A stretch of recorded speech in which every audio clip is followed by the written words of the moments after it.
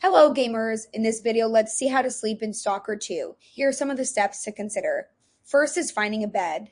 Players can sleep by interacting with designated beds located in various bases throughout the zone. The first bed is typically found in the Zalisa base, near the trader after completing the Stalker Wisdom mission. Beds are marked on your map once discovered, making them easy to locate later.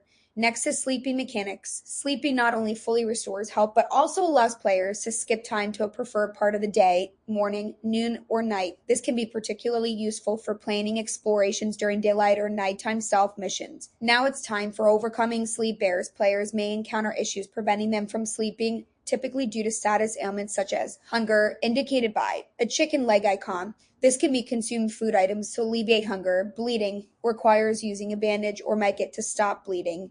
Other status effects. Each ailment has specific remedies that must be addressed before sleep can occur. If you see a message stating can't sleep, status ailment, check your health status and use appropriate items to resolve any issues. That's it for today's guide. Hopefully, one of these solutions helped you.